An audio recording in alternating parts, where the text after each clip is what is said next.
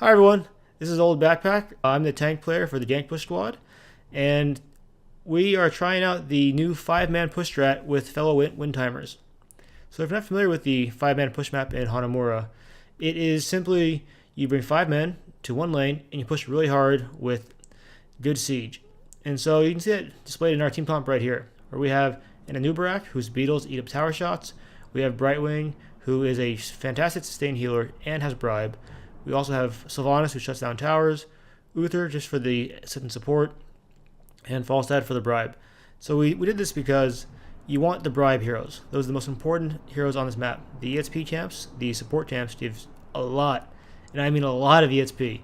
So if you get both bribes, you deny your opponent from getting the bribes. Additionally, if you want to have good sustain, you need 2 healers. And Brightwing is a passive healer, so great sustain. And Uther is just a good burst healer to defend against any sort of dive. And what we're going to do is, all we're going to do is go top and push it as hard as possible. So here we go. It's the 5 man up top. This is funny because this game is not really well executed, but it still works. It just shows the power of the strat. That you don't even need to be that good at it. You just need to be able to, push really hard with the good push comp. Here we go. We have the 5 men going. Sylvanas is going to do her work on the towers. Right now, it's just the beetles taking the tank damage. And we just push. We all exist near the Brightwing. You can see that Sylvanas gets a little bit too deep, so we need to back up a little bit. But that was a little bit of a over-aggressive misplay.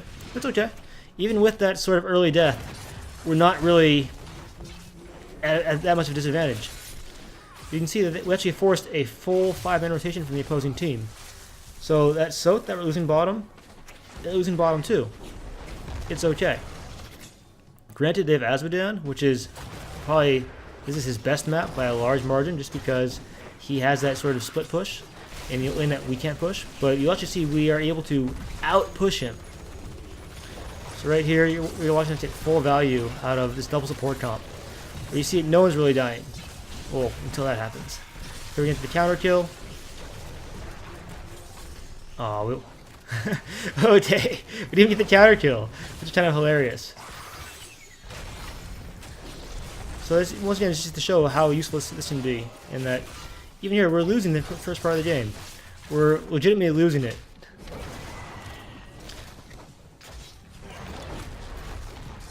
But once again, even though we're still not doing that well, we're kind of learning how to do the 5-man push. We're still not doing that badly. We're down about only a half level. We'll make that up pretty shortly.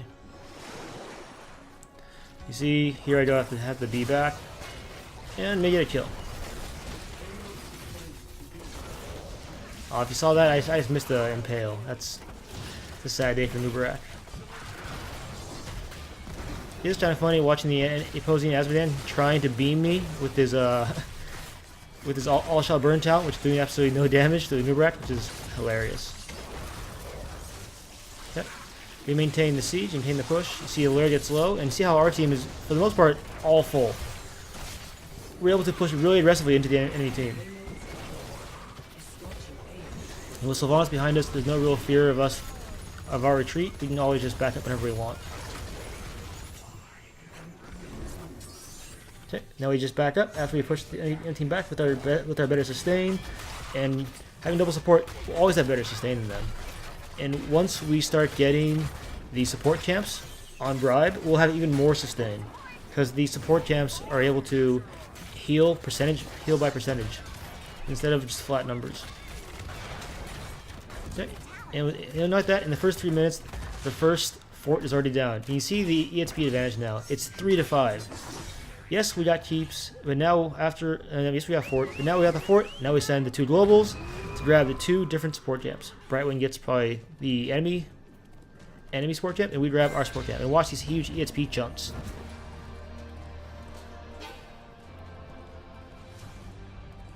With the top fort gone, we then decide just to, well, we considered pushing bottom. We said, no. If we're doing a 5-man push strat, we want an early game keep. And we also see a Titus pushed out really far. And Azmodan getting pushed out really far.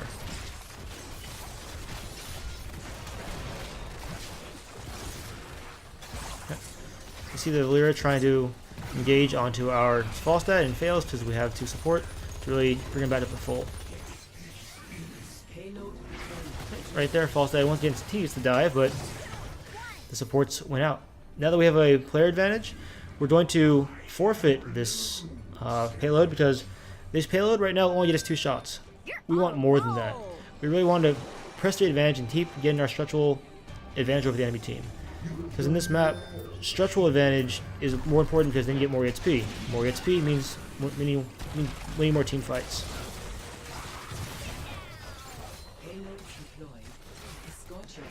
So as you see, we actually ignore the payload. We back up and say, you know what? We don't want this payload.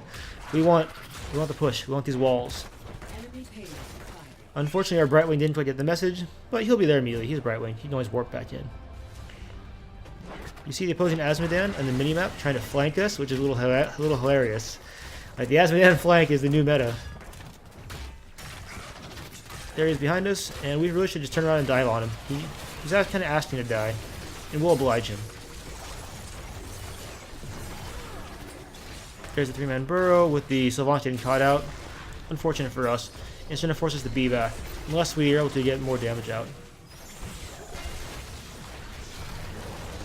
Okay. Almost up the counter kill. The whole enemy team is very, very low, and you see that support camp heal really did some work for us.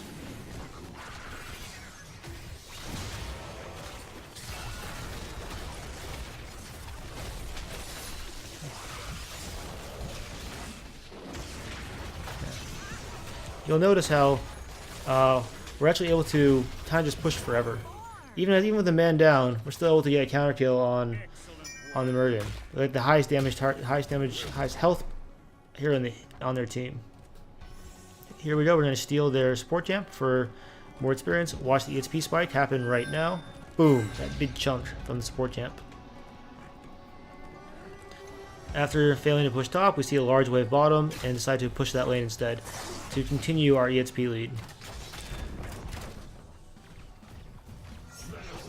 And the enemy team is slow to rotate. We still see Aspeed on top, so we know this is a very safe push to go in really, really hard.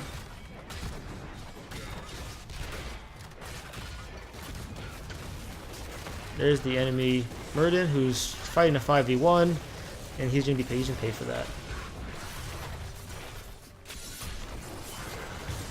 Unfortunately, as we try to dive the Murden, the Valyria gets the back line, and they get a kill. So as you can see, this map was far from perfect. We've had pickoffs multiple times, and we had to readjust our strategy. We wanted to push 5, but we lost someone. Instead, we have to go for... We need to go and get pickoffs on the enemy team, like this, with Asmodan time just pushing a payload by himself. Fortunately, they are not very coordinated, similar to us. So once again, back to the push. And since we're almost at 10, we realize that we can push this top lane with a 10 advantage very, very shortly. See the enemy team coming up. We may get a pickoff here on one of the heroes, which would be Malfurion, it seems like.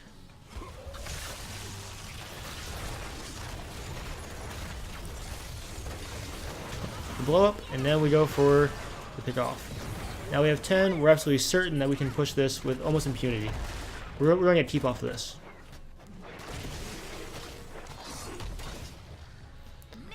It is worth noting that the opposing team didn't quite draft a push comp or a kill comp. The Valyria is there for kills, Asmodan's there for the siege, which is kind of shitty for them because they're doing 2 things half well. They can't really kill that well because Asmodan is a terrible team fighter. They can't push that well because it's only Asmodan pushing. Here we go, push really aggressively because we have 10.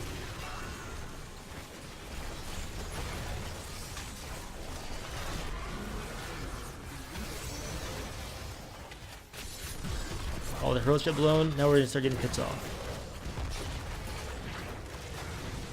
We sit back and let Sylvanas put her trade out. You'll notice, look at the health pools, how our team is very healthy, with the exception of Sylvanas pushing a bit too far. Now she backs up. You see that as our body blocking forward, it's blocking any sort of Stormbolt channels. And there.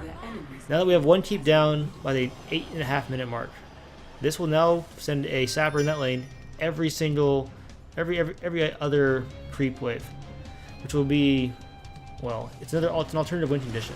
And actually, I think later in this game, we win off of a road sapper that just happens to walk into the opposing team's fort. And it happens as we lose the team fight. So here we go. After getting the 2 structures down, you notice on the score, it's 5-7. We're actually losing this until this thing is turned in. Once it is turned in, then we'll be able to even it out. You'll see the score change. There's Sylvanas using her her Banshee to scout, which is almost always a bad idea. Yep.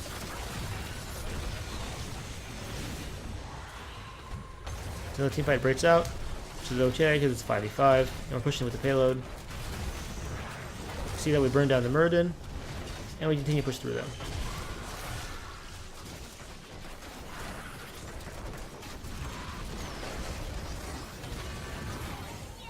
So right now, us pushing the top lane is helping us because the enemy team has no shrine to back up to. There's no fort there for them to run away. That's why we're able to dive so aggressively.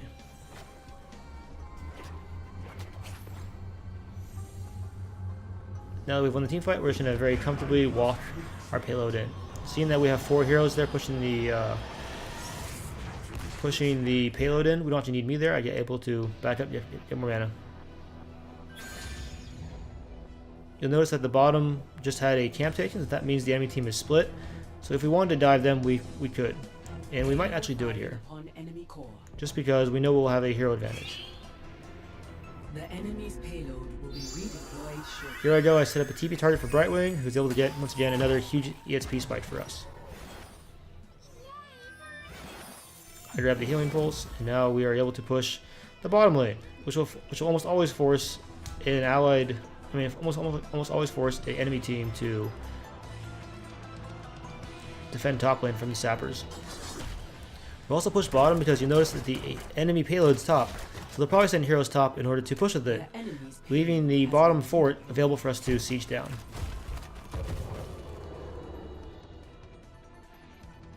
Flare is behind us, and we're all fighting for the enemy support champ.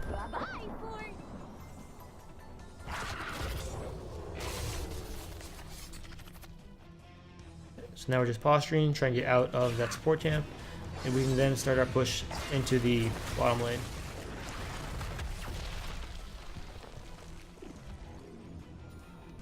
So once again, Titus is top, so this should be telling us it's safe to push bottom. We're going to push this probably all the way to keep.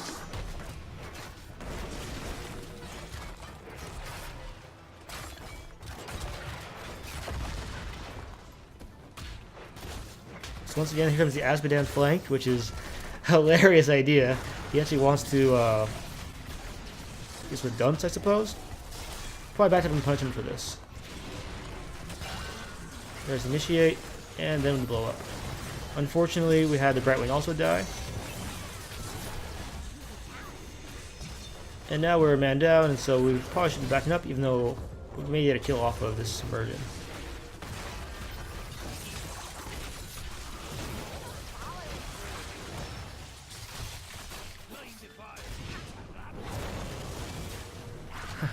So even though we went 2 for 2, we still have an Ubrak who is great at sieging, we still have a healer, we still have our damage to our fall status. We're able to continue the push.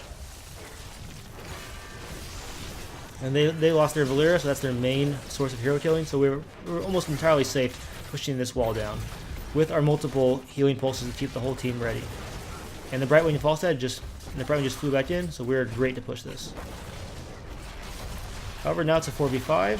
We should be backing up just because they had a hero advantage on us, but nope. we get greedy. We see that the enemy team is not able to keep the sustain, and we're able to push even harder. This is also helped by the idea that Titus is still split pushing top.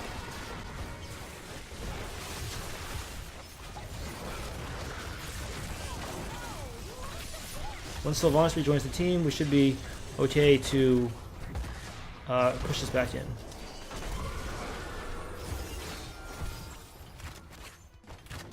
See that our team is still full health, and we still have Sylvanas, so with no reason for us to back up, we're going to keep pushing aggressively.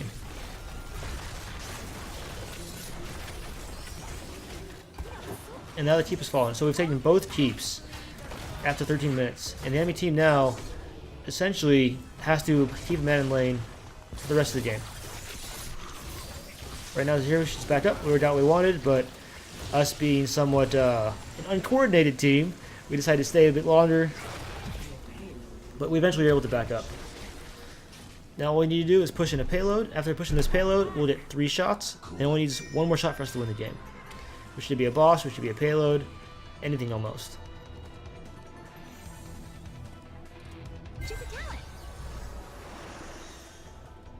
Also be aware that we've been ahead on ESP this entire time. Even with the opposing team's Tychus laning top, sieging down our fort, almost for a good 8 minutes. There's an Asmodan who just wants to die. Who team the fight at 10% health. And the enemy team knows they have to contest this, just because if we turn this in, we're going to win the game. Also watch the top lane, where we have a significant lane being pushed in, which means sappers are being pushed in, so that those sappers will threaten core damage. Team is effectively zoned out, and we're going to get this shot off. There are the shots, and now they have 1 HP left. And you see that pressure at the top lane? All we have to do is keep the team distracted now.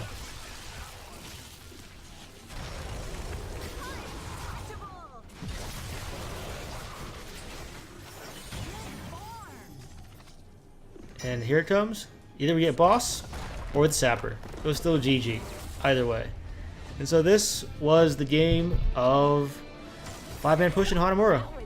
It just shows that it's a very, very viable strat, even when you do it as poorly as we did. Like, we had many pickoffs, we had some wasted time where we weren't pushing, we didn't get merc camps on cooldown. It was far from ideal. But the idea of just pushing a lane, getting EXP through siege, instead of EXP through soak, works really, really well, especially since the merc camps are so valuable.